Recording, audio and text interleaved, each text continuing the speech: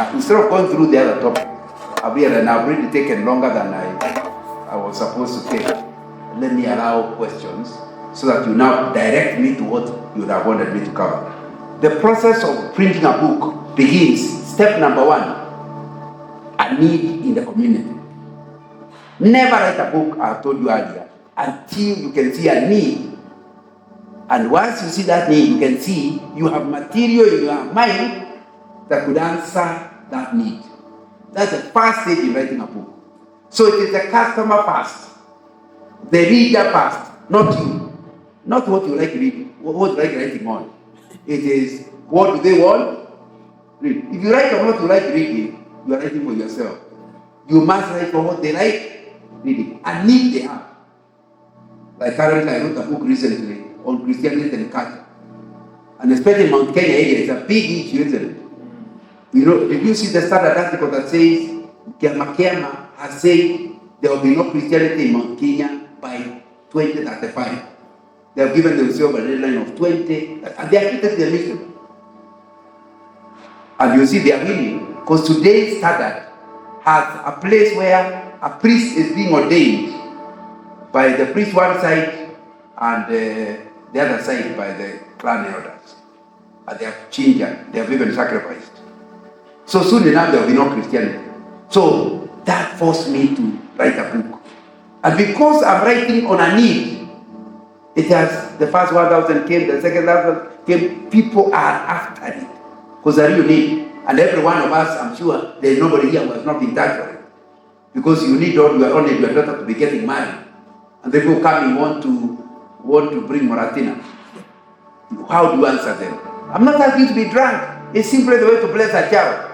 You need to know what does the Bible say about that. So if the first thing is, the writing, the first thing is there a need before you write? Second thing is, do you actually have materials on it? So what I normally do is, I look at I never throw away my notes. The other day I saw something I preached in 1977. I just saw my notes for 1977 where I spoke. Oh no, I also saw another one, 76. I don't throw them away. So I now go through my file looking for all the notes on this particular subject. So I keep them there. Then I ask myself, if I am to meet that need, how do I approach it? The way I approach it are called topics. If I answer this is the main question, the sub-questions are the following. Those subject questions are what I'm calling topics. So then I'll start going through my notes. I can see that one, I cover that. This one, I cover. Then I'll discover several topics I have never talked on, I have no idea. Those are the ones I'll research new. Find from God, what exactly do I see of these particular chapters? Now, once I have done that, I have draft number 1. But it's rough draft. And it doesn't make sense. So I cannot allow you to read it. It's private and confidential. But at least I now know I have materials for a full book. And that takes me now to go to chapter. To now through the book. Now it's not just opining. I go through the book. I go to chapter 1. And I now look at it. Is it communicating? Is it actually meeting that subtopic? Is it answering? Again, if I have to look for more materials, I look for more materials. But I reorganize it. The good thing is, these days with a typewriter, it's copy-paste. Oh, this idea should come before this. You just, having written it, you simply move it to a side. This is not for this chapter. It will go to another chapter. You just put it there. Since you already have your outline, the other chapter, you put it there until chapter 1 is done. And you do like that. Now you have a something flowing. It's called draft 2. But again, I can't allow an outsider to read it. I now go to draft number 3, where I read. Hopefully, now reading faster. Because the others you are working on every page, reading after. Again, I'll still see information here and here. I told a story about Wakahare and have repeated that story in chapter 5. Now, surely, you can't see the same story in the same book. So you delete one or the other. You have to decide which one is communicating better. So that is draft number 3 when you are looking at. Is that something repeated? It's just something missing, and you have draft number 3. You now write draft number 4. Hopefully, that can actually flow. You read it, you can sit back and read. Now you are ready to go to draft number 5, because draft number 4 now is a book you don't feel too embarrassed of reading. So don't give it to an editor. Look for a friend of yours who knows English or Kikuyu, you're writing in Kikuyu. Let them read. And they tell you, sure, this is meaningless. How can this sentence be like this? You don't mind because they are friends. So you revise it on the basis of the recommendation of your uneducated editors. Because they are not professionals. But they are readers, isn't it? And every reader has a right to tell you this is nonsense. Because there is a way of talking that is, me I understand, but you don't understand. So somebody else needs to. It's very difficult to correct yourself, by the way. If you write something and give it without anybody reading, you write strange things. To read this as a person is very important, who can read and tell you then once he has told you, you now can produce draft number 5, and you are now ready to start looking for a publisher.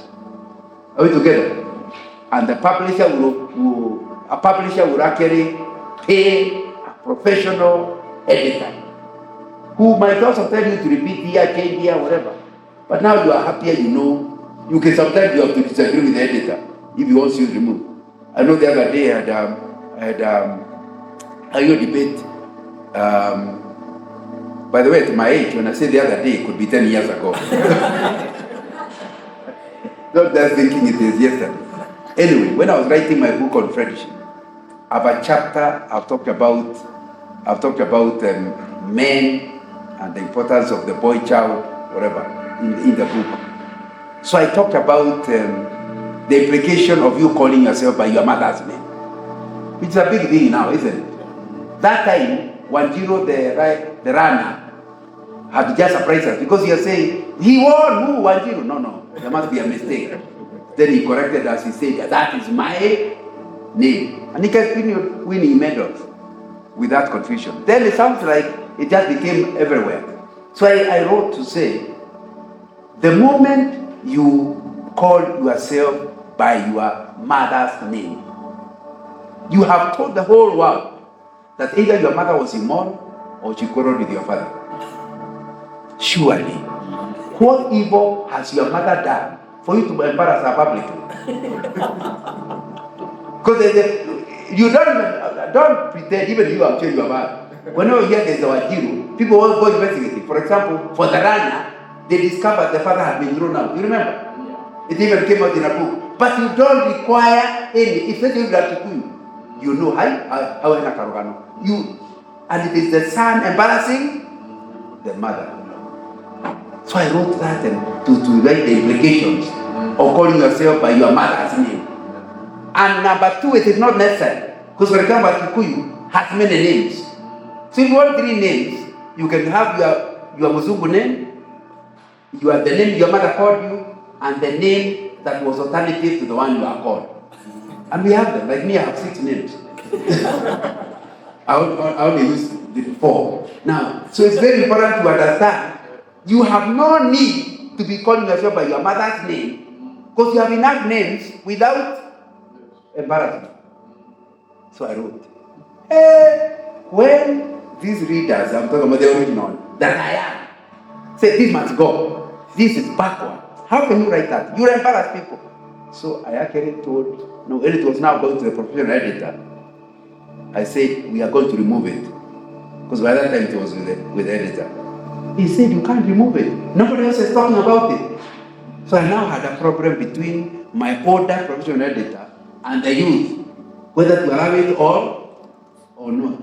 And that's finally I had to think through, and I still allowed it in my book. But can you see the value of that debate? It's important to understand that somebody, because you say something, because you believe there's a message, but maybe you could make the book not ever be read. Because you are not approaching it. You don't have proper facts. You are speaking hearsay. So it is important to understand that. Anyway, I said I'm asking for questions, and I keep talking. I better stop. And you ask questions. Is what I'm saying helpful? Yes, because basically the idea is the mistakes I make, don't repeat them. You will still make mistakes, but make original ones. Don't copy mine. That's my value. That's why it is important for this meeting. And we must be grateful to Ephraim for giving a chance for me to tell you my mistakes so that you don't make mine. You make original ones. Anyway, any question? I wouldn't take it longer than yes. Thank you so much for that insightful discussion. I've written so many notes. I'll be having time to check through them later. You've said something profound when you say that, like your books, you're called somewhere to speak about a particular need, and then you came back, you put your thoughts together, and some of them you came back and you looked into your materials and you went to ask God, what can this become? I think I'll just be interested to know, and maybe the audience will also be interested to know, how do you build or how do you structure that moment of listening to God based on what you want to write? Because sometimes you can go to do you go to the scriptures and then flag out what God is saying, or do you have a moment of prayer and fasting and then possibly you go somewhere, you listen to what God is saying? Maybe I love to know. Now, like I say, that may not be true of you. Yes. True of me is that every book I've written so far, God talked to other people and showed them, can you come to us and talk about this? Like now, maybe this will be a future book now. So you have called me for a need of helping writers. Yes. Now all these notes, I can now later write a book on how to write a book. But I'm not the one who came up with it. A guy called Ephraim asked me to go and talk about how to write a book. So basically, I listen to God, believing that God opens my diary. Like today is the 40th wedding anniversary of a friend of mine. So I really had a problem with my wife, saying, how do I go alone? This is a couple thing. We are going to celebrate. And do I go in my wedding? I was involved in their wedding. But I had said yes to you. Now, why did I come? Because I was not coming because you called me. I was coming because I believed God used you to call me. So just because somebody is celebrating, how do I tell God, no, I want to eat a cake? Now, that's how I came. So in the end, I listened, believing that God is using the people around me to say something to me. As I pray to Him about the matter, I get a witness in my spirit that is right thing to do. Then I ask Him for materials. You know, even notes I've written, I may not find them. It requires God's intervention to actually just see it. You know, I found it. But it's God who helped me to get it. So every book requires the whole process, God's intervention and direction, right up to the sale and distribution. So it's not just a one time I pray. It's a continuous prayer throughout the writing period. Yeah. Anybody else? Can be a comment, doesn't have to be a question. Yes? You might have to have a mic. I'm so grateful to be here. So to meet you, sir. I'm Nancy, and I've not written any book yet, but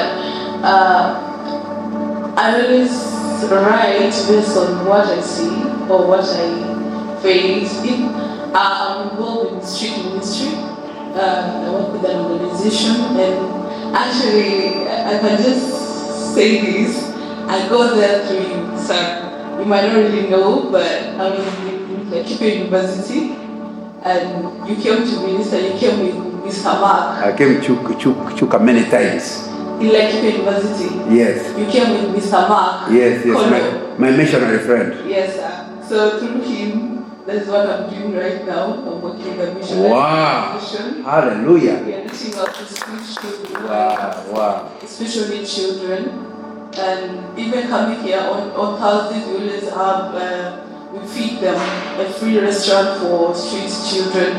They come eat, we have a fellowship with them, and then they go to whatever they do in the day, and also we train them skills. So I was going there because I had to say that because it was true you said that I'm where I am right now. Yeah, so about writing, I see a situation like sometimes when I interact with them, you see how they feel, how they talk, like what they feel they are, and what they feel the rest of the people are. And with those things, I get to write. Like one person was doing it on Facebook, I realized it was too long. I had to just type it differently. But now my question is, how do you know that? Okay, how do you know that that can be a book? Like, I don't know how I can say that question. I get to say, how do you know that these are help to them, can help people beyond these children? Yeah. How now? Obviously, I can see clearly. If I had come with you to Chuka and you had given that testimony, a lot of young people would have gone into helping, because that's not Mark's emphasis, and it was not my emphasis. God has given you something, so you can continue doing it, but you can reach more people worldwide by having a journal. Every day you experience, you write them. After about a year, turn them into a book. For 3 reasons. Number 1, you would like to explain to people who are involved in children's work how the mind of the child is. See, that's what you are studying. So you therefore the children will be helped better.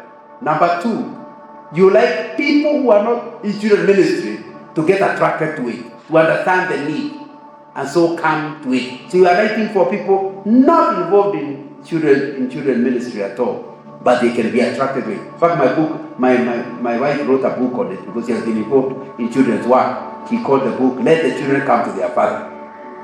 I mean, maybe you would be interested in reading the book. So that way, she was already involved. She was not the book will help others to also get involved. Thirdly, you write the book because future generations might give up on the children ministry. And as long as the book is somewhere in a library, somebody will read it and say, yeah. They used to do that in 2020. How come we stopped? And that's what the book does. The other day I had a book, I was reading John Calvin, and it's written by the date. Someone preached April 2015, rather 1515. You read it and say, you mean God was speaking like this? Now it's important to understand, for those 3 reasons, you better write. I hope I've answered your question, my sister. Okay. Somebody else?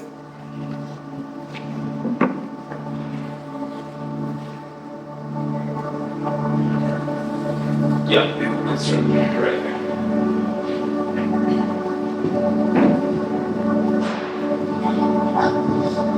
Thank you for speaking to us, Mama. I truly appreciate.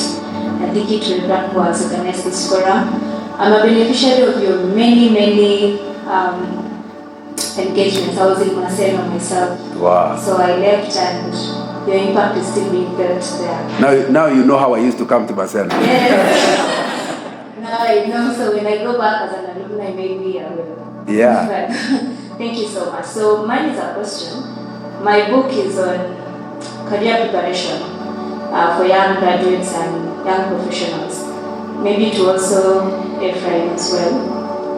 I'm currently doing a second review because of the kind of content I am addressing needs more research on employment, education, what the government is talking about on employability and just performance, but also I'm speaking from a godly lens because of the integrity and professionalism. So is there a step or a guide or a format for someone who has already done a book and is looking into a second review?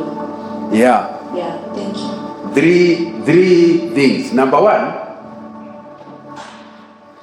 if you can see the book is meeting a need, but there is a bigger need in the area, instead of revising that one, you can write volume 2. You can write another book with a tutored title, not on the original. if the material you have is actually okay and current, but there's a certain need that is not met by the book, it can become a second book. However, what you are adding may be so little, it can't make a book. So the best thing is to do edition 2, you call it edition 2, and add up the material that is needed. But how do you arrive at that decision? Feedback. Ask people, not you, but others who have read the book, to tell you what is it in it that you felt should have been improved.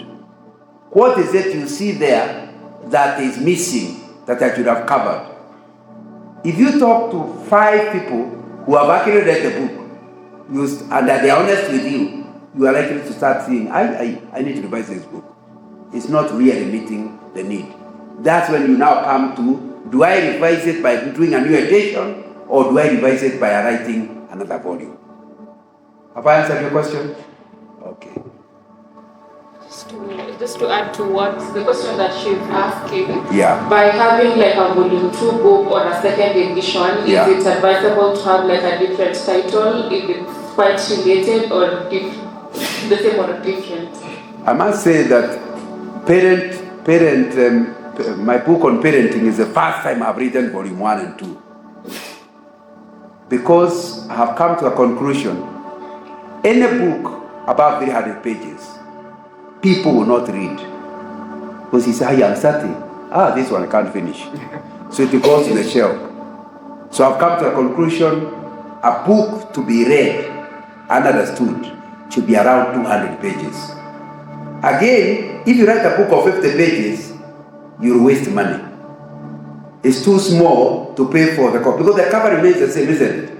So if you are going to pay for the cover, for the design or not, surely a book less than 100 pages is not a book, it's a booklet.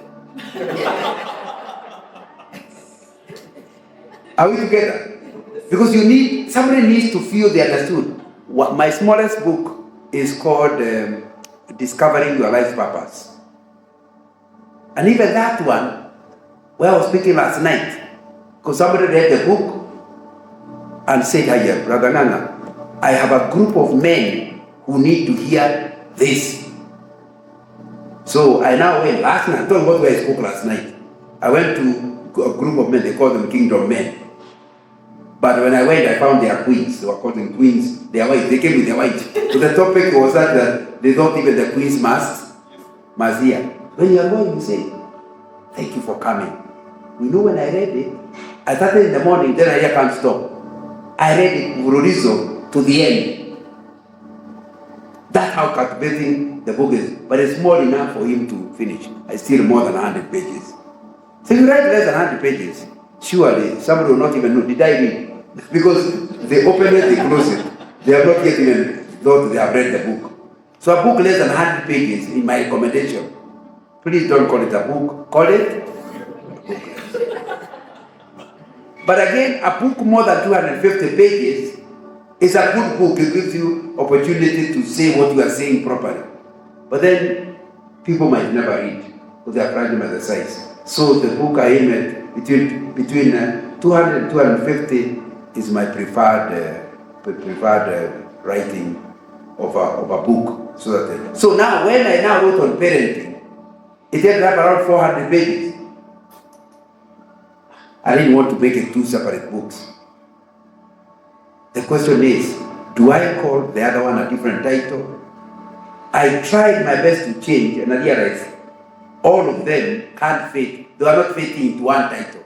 So I called it volume.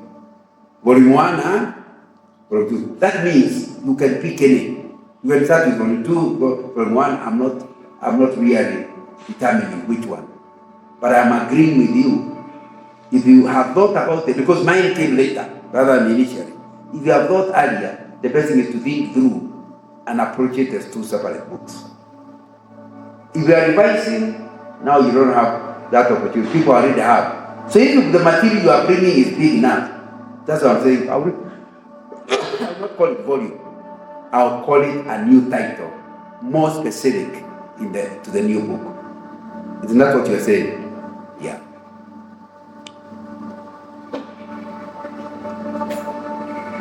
We can finish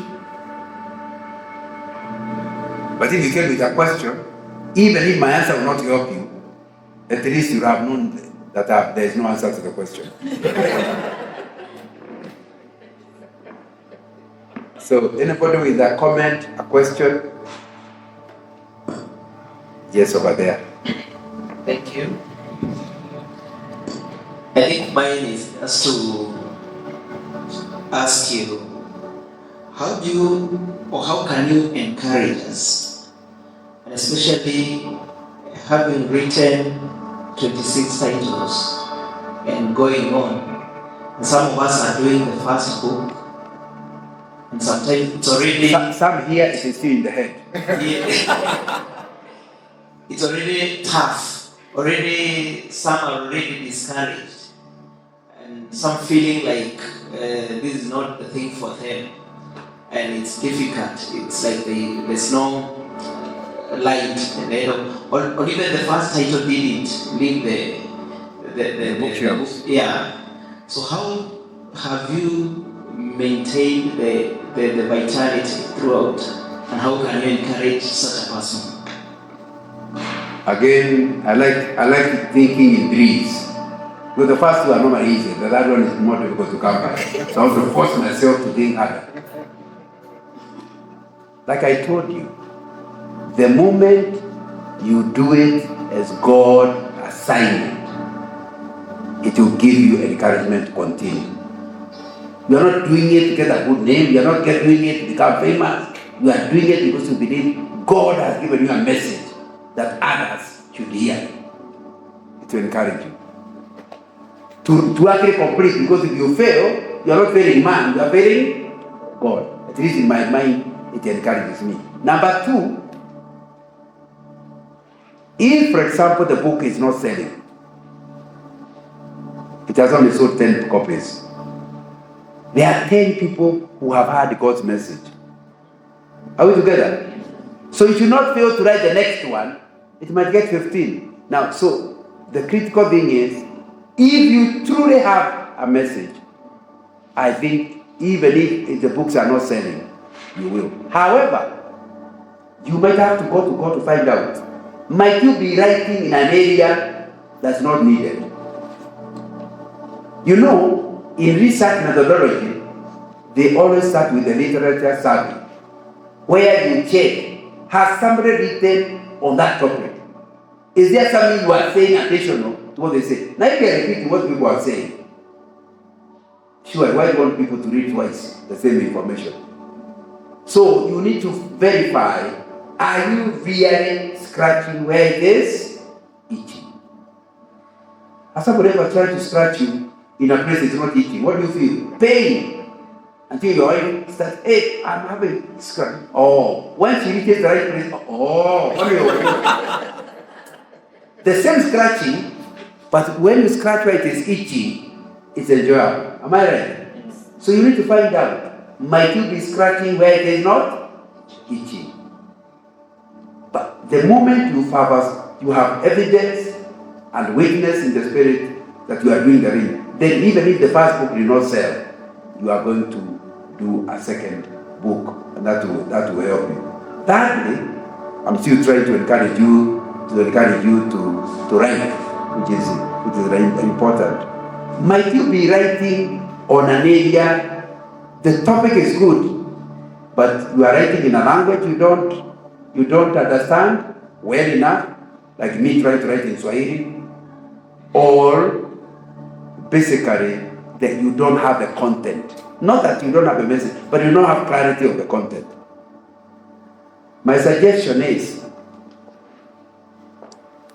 it is possible to write your book and get somebody who knows the language well with the freedom to retain the content, but rewrite it in good English, or good Kikuyu, or good Swahili. Don't insist on writing Kikuyu English in a book to be read by lawyers.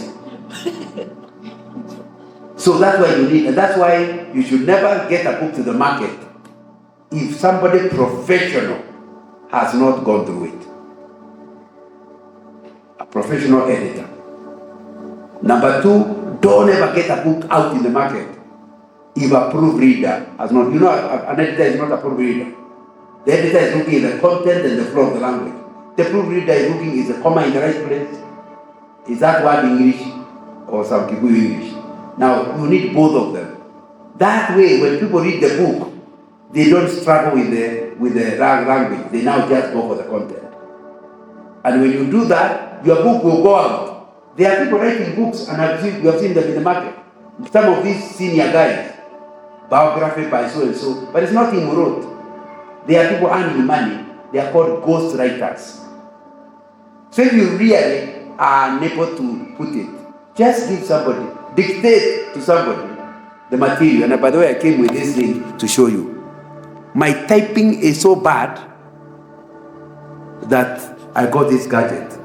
This gadget allows me to record what I'm saying. Then I pay somebody to put it into print. So that's why I'm telling you about copy paste. You remember I was talking about the cutting and paste? To write a 300-page book, you need to have some speed in typing. Would you agree with me? Yes. So I use somebody who is not a writer to actually help me to put it into something. Now, once you said now the word document, I will now do with it many things because I'm just correcting. I'm not writing. And then I can write paragraphs, not a whole book, but I can write new paragraphs. I can add materials. But to write many pages, you need some time. Okay, somebody can challenge me to go and learn how to type, but I haven't learned yet. But if you want to be a writer, it may be good to go to the internet. Now they have courses on typing, speed typing, and you can actually learn how to type. Don't be like me. So can that encourage? Yes, it is. Because I was looking at what are the things that make you be discouraged. Those are the ones I'm handling. Okay. I can handle. Oh, there's still somebody else. Hi everyone. Hi. I'm Junior here. So, I guess I first met you in Laikipia University. Oh, you're Laikipia. Then I came with Mark. Yes, that time. Yeah. And I remember after the service, you actually told us that mimi usinunue kitabu yangu kama unataka kunipromote. You can still remember. Yes, but if you are buying my book, don't buy because you want to promote me. Buy because you need to buy that book and get something. So it's something that I also use. Nikienda mahali, if I talk to people, at least I challenge them. Kama unataka promote, achana nayo. So it's something that was good. So now this is where the problem is, and I guess you help me. I have one challenge. I might feel like I want to talk about divorce, based on maybe my life story or something that I've experienced from people. And I start the story, and I'm like that 100 page, and I feel like I've exhausted everything that I want to exhaust. In your writing career or in your writing journey, are there times that you want to start something and the content is like and you feel like you have exhausted everything, and if you get such things, how have you coped with that? What I normally do is to go through the book again. As I'm going to remember the drafts, I notice, how can I live out this? So the books keep getting longer and longer. If you have written 100 pages, give it a comma. Stay a month without touching it. After a month, go back to it, and you discover you have new information. One style. Number two, ask somebody to read it and see whether this is what I wanted to answer. Have I actually answered? They will tell you, sorry, how can you say you have answered? Man, this and this is not yet covered. The question will make you think of something new. So the book will become even longer. Thirdly, which is very important, is ask yourself, have I really covered the topic? Or did I narrow my topic too much? And you might have to open up the topic to either. For example, maybe you're writing about the impact of divorce. Why don't you add and start with, is divorce allowable? No, that changes the topic. So the book becomes longer because you have opened up yourself to a wider topic. Does that help? Yeah, yes it helps. Okay. Thank you. Thank you.